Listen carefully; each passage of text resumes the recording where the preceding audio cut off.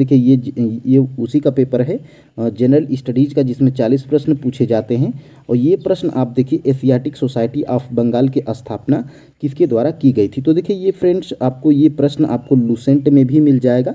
ठीक है, देखिए लूसेंट हम क्यों बता रहे हैं आपको, देखिए लूसेंट एक ऐसी बुक है जो कि सभी सभी जो है कि स्टूडेंट के पास होती है जो कि कॉम्पिटिटिव एग्जाम की तैयारी करते हैं। ठीक है, तो ये प्रश्न देखिए अगर आप 8th की एनसीईआरटी के पेज नंबर अगर 65 पे जाएंगे तो यहाँ पे आपको ये प्रश्न आपको दिख रहा होगा जोन्स। देखिए ये बिल्कुल एनसीईआरटी का कटिंग है, ये यहाँ पे देख सकते हैं अतीत यहाँ पे 3। ठीक है, भाग 1।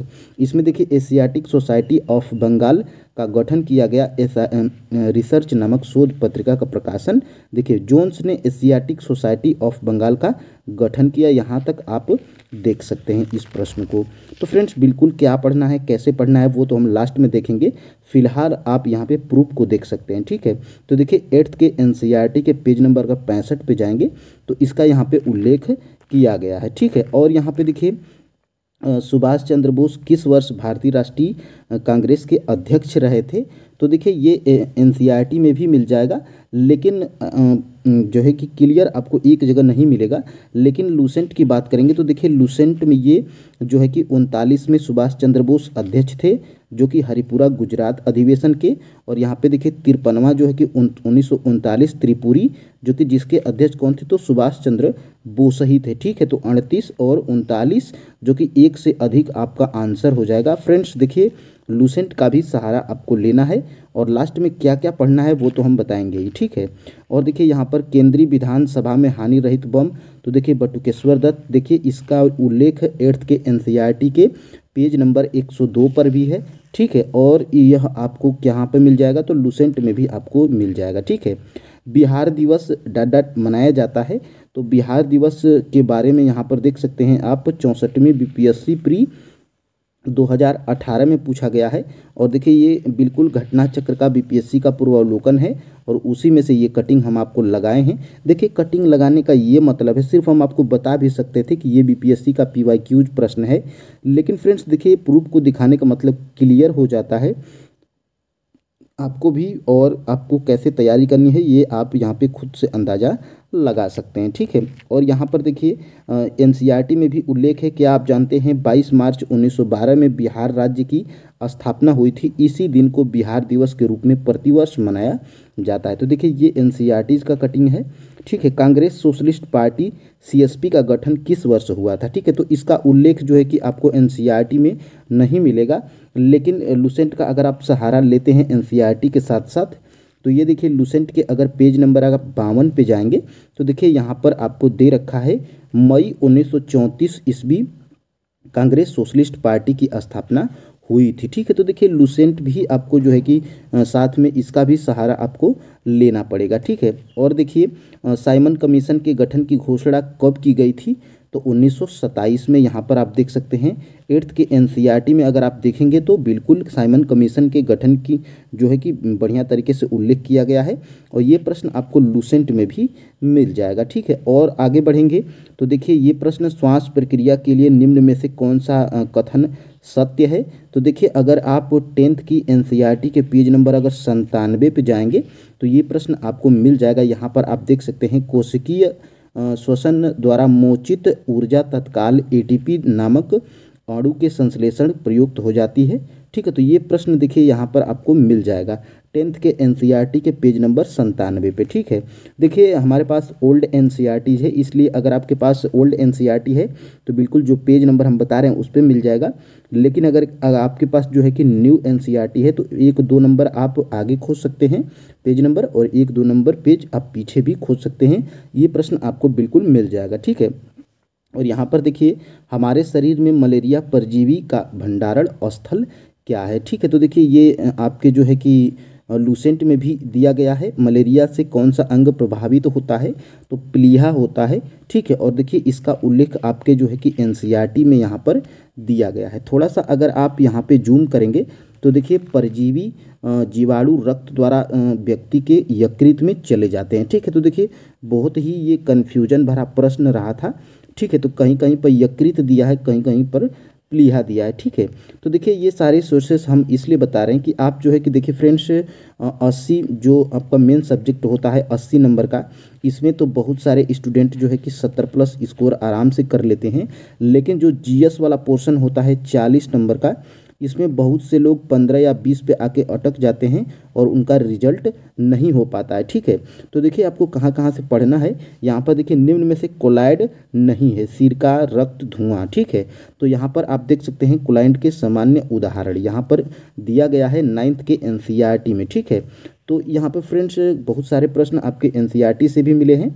देखिए एनसीईआरटी में यहाँ पर देखिए ये 61 नंबर का प्रश्न, प्रकाश की ओर पौधों के झुकाव का मुख्य कारण क्या है। ठीक है, तो यहाँ पर आप देख सकते हैं 10th के एनसीईआरटी के पेज नंबर अगर आप 120 पे जाएंगे तो ये प्रश्न आपको मिल जाएगा। थोड़ा सा अगर आप फ्रेंड्स इसको जूम करते हैं तो यहाँ पर देखिए, यहाँ पर आपको यहाँ पे दिया गया है। ठीक है, यहाँ पर देखिए दूर साइड वाली अक्सिन का सांद्रण कोशिकाओं लंबाई में वृद्धि उत्पन्न करता है, अतः पादप प्रकाश की ओर मुड़ता हुआ दिखाई देता है। ठीक है, तो इसका कारण भी यहाँ पर दिया गया है। ठीक है, तो देखिए फ्रेंड्स ये सारे प्रश्न आपके एनसीईआरटी से हैं। ठीक है, और आपको कौन कौन से क्लास की एनसीईआरटी पढ़नी है ये हम लास्ट में बताएंगे। यहाँ पर देखिए ये सड़क प्रकाश में उपयोग आने वाले बल्बों को जोड़ा जाता है। ठीक है, तो देखिए ये 10th के एनसीईआरटी के पेज नंबर अगर आप 208 पे जाएंगे तो ये प्रश्न आपको मिल जाएगा। यहाँ पर थोड़ा सा अगर आप इसको जूम करते हैं तो देखिए यहाँ पर देखिए विद्युत परिपथ में विद्युत बल्ब तथा विद्युत हीटर को श्रेणी क्रम में संयोजित किया जाता है। यह कारण यह है कि उन्हें उचित प्रकार कार्य करने के अधिक भिन्न मानों से विद्युत धाराओं की आवश्यकता होती है। ठीक है, श्रेणीबद्ध परिपथ से एक प्रमुख हानि यह होती है कि जब परिपथ का एक अवयव कार्य करना बंद कर देता है तो परिपथ टूट जाता है। ठीक है, तो यहाँ पर देखिए इसका भी उल्लेख यहाँ पर दिया गया है। ठीक है, और थोड़ा सा अगर आप नीचे जाएंगे तो देखिए ये आपका है जियोग्राफी का प्रश्न है। ठीक है, पूर्वांचल में शामिल। ठीक है, तो गारो, खासी, जयंतियाँ देखिए 9th और यहाँ पे देखिए 10th के एससीईआरटी के पेज नंबर 21 पे ये प्रश्न आपको मिल जाएगा। ठीक है, तो यहाँ पे देखिए 3 महत्वपूर्ण श्रृंखलाएं गारो, खासी और जयंतियाँ हैं। ठीक है, तो जयंतियाँ, खासी, गारो और उपयुक्त में से एक से अधिक जो है कि आपका आंसर हो जाता है। ठीक है, तो देखिए फ्रेंड्स अगर आप एनसीईआरटी पढ़ते हैं तो आपका जो है कि जीएस का 40 नंबर का वो प्रश्न और 80 जो आता है मेन सब्जेक्ट से उसकी भी तैयारी आपकी बढ़िया हो जाएगी। ठीक है, ये भी देखिए जियोग्राफी का प्रश्न है। बेतवा नदी निम्न में से किस दिशा में बहती है, तो यहाँ पर आप देख सकते हैं निम्नलिखित में से बलुई तथा पथरीली इस क्षेत्र में बहने वाली नदियाँ यहाँ पर देख सकते हैं बेतवा। ठीक है, तो दक्षिण से पश्चिम। ठीक है, तो दक्षिण से जो है कि पश्चिम से उत्तर पूर्व की ओर, तो यहाँ पे आप इसको भी देख सकते हैं। ये प्रश्न आपके 10th के एनसीईआरटी के पेज नंबर 11 पे ये प्रश्न आपको मिल जाएगा। ठीक है, और फ्रेंड्स थोड़ा सा अगर आप ऊपर जाएंगे तो देखिए ये प्रश्न आपका है कौन सी नदी भारत और नेपाल के बीच सीमा बनाती है, तो यहाँ पर आप देख सकते हैं। यहाँ पर ये प्रश्न आपके जो है कि 11th के एनसीईआरटी के पेज नंबर अगर 23 पे जाएंगे तो यहाँ पर देखिए भारत नेपाल सीमा के साथ बहती है। ठीक है, यहाँ पे देख सकते हैं इसे काली या चैका के नाम से जाना जाता है, तो काली नदी है, बिल्कुल आपका आंसर सी वाला था। ठीक है, तो ये सारे प्रश्न फ्रेंड्स आपके देखिए एनसीईआरटी से बिल्कुल हैं, और ये प्रश्न आपको देखिए कुछ प्रश्न ऐसे हैं जो कि लुसेंट में भी मिल जाएंगे। ठीक है, देखिए मैगजीन का उपयोग कहाँ किया जाता है, तो देखिए मैगजीन का उपयोग यहाँ पे देखिए अगर आप 10th के एनसीईआरटी के पेज नंबर 52 पे जाएंगे, 10th के एससीईआरटी के पेज नंबर 89 पे जाएंगे तो ये प्रश्न आपको बिल्कुल यहाँ पे मिल जाएगा। ठीक है, देखिए कीटनाशक दवाओं के लिए वो पेंट बनाने के लिए किया जाता है। ठीक है, तो ये प्रश्न देखिए बिल्कुल आपका जो है कि एनसीईआरटी से है और एनसीईआरटी से ही प्रश्न बनता है। ठीक है, देखिए प्राकृतिक संसाधनों के संरक्षण के लिए अफ्रीकी सम्मेलन किस वर्ष आयोजित किया गया था, तो देखिए ये आपको जो है कि लुसेंट में नहीं मिलेगा, लेकिन फ्रेंड्स अगर आप 10th के एससीईआरटी के पेज नंबर अगर 66 पे जाएंगे तो ये प्रश्न आपको बिल्कुल मिल जाएगा। यहाँ पर देख सकते हैं आप प्राकृतिक संसाधनों के जो है कि यहाँ पे थोड़ा सा अगर आप इसको जूम करेंगे तो देखिए 1968 में अफ्रीकी कन्वेंशन, यहाँ पे आप देख सकते हैं, यहाँ पे बिल्कुल 1968 अफ्रीकी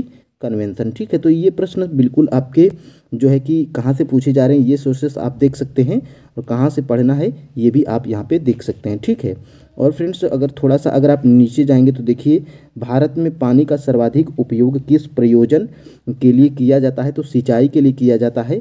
अगर फ्रेंड्स आप 12 की एनसीईआरटी के पेज नंबर अगर 43 पे जाएंगे तो ये प्रश्न आपको मिल जाएगा। देखिए, पंचवर्षीय योजनाओं में कृषि उत्पादन को बढ़ाने के लिए सिंचाई के विकास को एक अति उच्च प्राथमिकता प्रदान की गई है। ठीक है, तो ये आप प्रश्न यहाँ पे देख सकते हैं। ठीक है, और थोड़ा सा अगर आप नीचे जाएंगे तो देखिए यहाँ पर भारत में ज्वारी एवं तरंग ऊर्जा उत्पादन के लिए अधिक अनुकूलन परिस्थितियाँ कहाँ पाई जाती हैं। तो देखिए यहाँ पर आप देख सकते हैं ज्वारी तथा नया तरंग, यहाँ पे देख सकते हैं आप, इसमें अपार ऊर्जा रहती है। अनुमान यह है कि 8000 से 9000 मेगावाट ज्वारी एवं तरंग ऊर्जा खंबात की खाड़ी में। ठीक है, तो खंबात की खाड़ी, ऑप्शन नंबर सी जो है कि आपका राइट आंसर हो जाता है।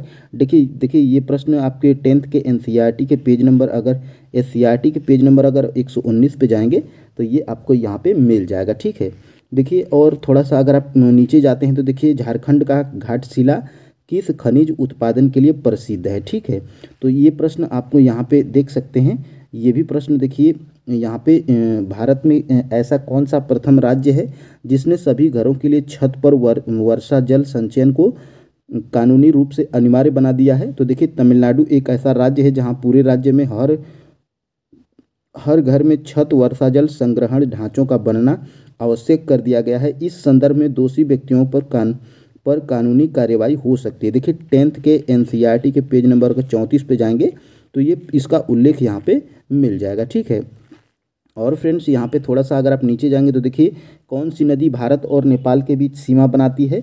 तो ये प्रश्न देखिए यहाँ पे दोबारा रिपीट हो गया है। देखिए काली नदी बनाती है, ऑप्शन नंबर सी, देखिए इसका उल्लेख है। और यहाँ पे थोड़ा सा अगर आप नीचे जाएंगे तो देखिए मैगजीन वाला भी हम बता चुके हैं।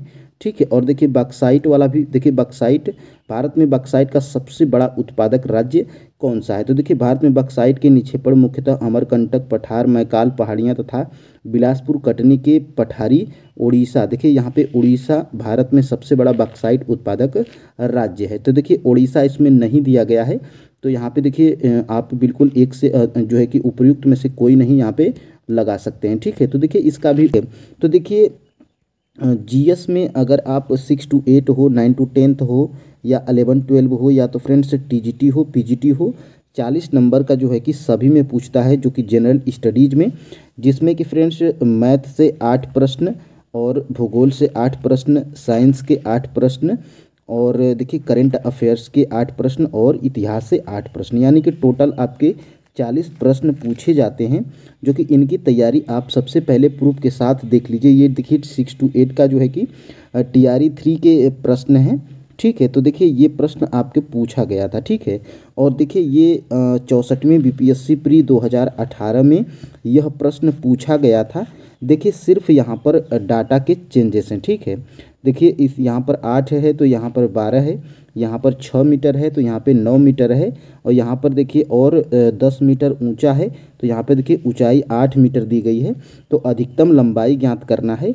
देखिए अगर फ्रेंड्स आप, ये तो हम लास्ट में देखेंगे कि जो है कि 8 नंबर का जो मैथ आता है जनरल स्टडीज़ में, इसकी तैयारी हम लोग कैसे करें। तो देखिए फ्रेंड्स सबसे पहले आपको क्या करना है, बीपीएससी का जो है कि पूर्वावलोकन ले लेना है।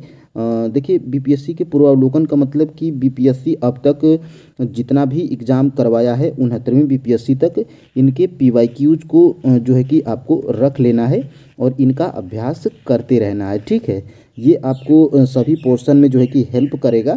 तो देखिए ये प्रश्न आपके जो है कि बीपीएससी में पूछा गया है। और देखिए ये कटिंग हम कहाँ से लगाए हैं, तो जो बीपीएससी का पूर्वावलोकन होता है घटना चक्र पब्लिकेशन का, उससे हम यहाँ पर उठाए हैं। ठीक है, तो देखिए अगर आप अभ्यास किए रहेंगे तो बिल्कुल इन प्रश्नों को आप बना पाएंगे। ठीक है, और फ्रेंड्स यहाँ पर थोड़ा सा अगर आप नीचे जाएंगे तो देखिए ये प्रश्न को ऐसे हल करना था, विकर्ण लंबाई स्क्वायर प्लस चौड़ाई स्क्वायर प्लस ऊंचाई स्क्वायर। ठीक है, तो यहाँ पर अगर आप इस प्रश्न को रख देते हैं तो आपका आंसर जो है कि निकल के आ जाता है। ठीक है, अब देखिए फ्रेंड्स यहाँ पर ये प्रश्न आपका पूछा था 6 to 8 में, मैथ में जनरल जो कि 40 नंबर में जो प्रश्न पूछता है उसमें ये मैथ का प्रश्न है। और देखिए सेम यही प्रश्न यहाँ पर देखिए यहाँ पर पूछा गया है बीपीएससी सीडीपीओ। तो देखिए बीपीएससी सीडीपीओ का भी एग्ज़ाम लेता है। और देखिए ये घटना चक्र का ही कटिंग है। तो देखिए बिल्कुल अगर आप बीपीएससी के अब तक जितने भी 69वीं बीपीएससी तक जो पीवाईक्यूज होते हैं अगर उनका अभ्यास किए रहेंगे तो बिल्कुल आपको जो है कि सभी सब्जेक्ट में ये हेल्प करेगा। ठीक है, तो देखिए ये भी प्रश्न आपका यहाँ से था। ठीक है, और थोड़ा सा और आगे बढ़ेंगे तो देखिए यहाँ पर मैं जो है कि बुक का भी यहाँ पे लगा दिया हूँ, बीपीएससी पूर्वावलोकन घटना चक्र और 69वीं बीपीएससी तक का है यह।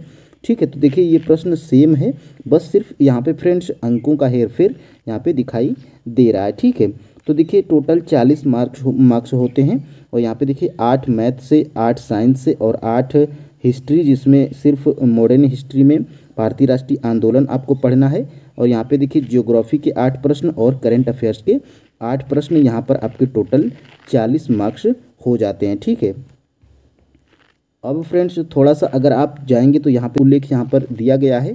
तो देखिए फ्रेंड्स ये सारे प्रश्न तो हम आपको बता दिए हैं। ठीक है, और आपको क्या करना है तो देखिए ये आपके जो है कि मेन सब्जेक्ट में 80 प्रश्न होंगे और जीएस में जो है कि सामान्य जो पेपर होगा उसमें उसी पेपर में देखिए 40 प्रश्न आपके जो है कि करंट अफेयर्स से, गणित से, विज्ञान से, भूगोल से और इतिहास में, जिसमें भारतीय राष्ट्रीय आंदोलन। ठीक है, और देखिए प्रश्नों का जो 80 नंबर का होगा इनका स्तर क्या होगा तो प्रश्नों का स्तर एससीईआरटी एनसीईआरटी से संबंधित होंगे।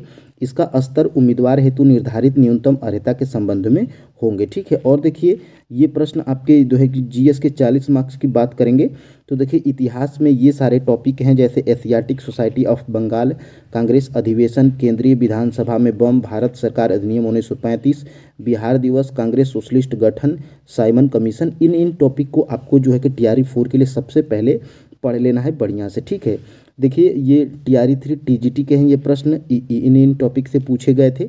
देखिए टीजीटी पीजीटी के भी हम यहाँ पे बता देंगे आगे। देखिए टीआरई 3 के इन टॉपिक से जो है कि आपके जीएस में 40 मार्क्स में प्रश्न पूछे गए थे। ठीक है, और अब बात करेंगे भूगोल की तो देखिए नदी, उद्योग, मैगजीन का उपयोग, अफ्रीकी सम्मेलन, पानी का सर्वाधिक उपयोग, ज्वारी तरंग, घाटशिला। ठीक है, तो ये देखिए भूगोल के आपके 6 to 8 के 40 मार्क्स में इन टॉपिक से प्रश्न पूछे गए थे। ठीक है, और इनको आप स्क्रीनशॉट ले सकते हैं। और देखिए फ्रेंड्स यहाँ पर जीएस के 40 मार्क्स में बात करेंगे कि सर विज्ञान कहाँ से पूछा था तो देखिए जल में घुलनशील ऑक्साइड, मलेरिया, परजीवी का भंडारण, कोलाइड का उदाहरण, शरीर का संतुलन, श्वास प्रक्रिया, विद्युत पादप हार्मोन। इन टॉपिक से साइंस में जो है कि प्रश्न पूछे गए थे। और देखिए यहाँ पर बात करेंगे गणित की तो देखिए साधारण ब्याज, चक्रवृद्धि ब्याज, घात, बढ़ते क्रम, घटते क्रम, घन, घनाभ, नंबर सिस्टम। ठीक है, तो ये इन टॉपिक से प्रश्न आपके पूछे गए थे। और देखिए जीएस के 40 मार्क्स में बात करेंगे कि सर करंट अफेयर्स के लिए हमें क्या पढ़ना है तो बिल्कुल आप स्पीडी का करंट अफेयर्स ले लेंगे और बिल्कुल आपको इन टॉपिक से प्रश्न पूछा गया था आपके टीआरई 3 में जो है कि ठीक है 6 to 8 में। तो इन टॉपिक को आपको पढ़ लेना है। ठीक है, और देखिए और आगे थोड़ा सा जाएंगे तो अब देखिए अब आपके मन में ये होगा कि सर कहाँ से पढ़ें तो देखिए फ्रेंड्स अगर आप 6 to 8 के स्टूडेंट हैं या तो 9 to 10 के स्टूडेंट हैं या 11 12 या तो टीजीटी या पीजीटी के स्टूडेंट हैं तो देखिए आपको क्या करना है सभी सब्जेक्ट के सभी में क्या आपको भूगोल, ठीक है, भूगोल के लिए और यहाँ पे विज्ञान के लिए, ठीक है, विज्ञान के लिए और आपको जो है कि हिस्ट्री यानी इतिहास के लिए, ठीक है, इतिहास के लिए आपको क्या करना है तो 8th 9th और 10th 11 12 की एनसीईआरटी आप अभी से पढ़ना स्टार्ट कर दीजिए। और साथ में आपके पास लूसेंट होगा तो लूसेंट का भी उसमें सहारा ले सकते हैं। और देखिए बीपीएससी का पूर्वावलोकन जो कि अब तक 69वीं बीपीएससी तक जो एग्ज़ाम कराया है बीपीएससी अपने सिविल सर्विसेज के लिए तो उनका भी जो है कि आपको अभ्यास कर लेना है। ठीक है, इतना अगर आप फ्रेंड्स पढ़ लेते हैं तो 80 + 40 की तैयारी आपकी जो है कि कंप्लीट हो जाएगी, यकीन मानिए इतनी प्रूफ देखने के बाद। ठीक है, तो फ्रेंड्स देखिए चैनल पे नए हैं तो चैनल को सब्सक्राइब करिएगा और फ्रेंड्स देखिए वीडियो को ज़्यादा से ज़्यादा शेयर करिएगा। ठीक है, और फ्रेंड्स देखिए करंट अफेयर्स के लिए आपको स्पीडी ले लेना है और घटना चक्र का बीपीएससी का पूर्वावलोकन ले लेना है। ठीक है, और आपको एनसीईआरटी जरूर पढ़ना है। ठीक है, देखिए आपके पास टाइम बहुत है, लगभग 4 महीने का टाइम है। तो देखिए एनसीईआरटी 8 9 और 10 11 और 12 देखिए बहुत ही पतली पतली एनसीईआरटीज होती है। और चैप्टर में देखिए एक चैप्टर में आपको 1 से 2 प्रश्न मिलेगा, उनको आपको जो है कि टिक मार्क कर लेना है या तो आपको हाईलाइट कर लेना है और उनका जो है कि रिवीजन करते रहना है। ठीक है, तो देखिए फ्रेंड्स आशा है कि आपको वीडियो पसंद आई होगी। तो फ्रेंड्स आज के लिए इतना ही। ठीक है, और फ्रेंड्स कल मिलेंगे जो है कि अगली वीडियो के साथ। जय हिंद।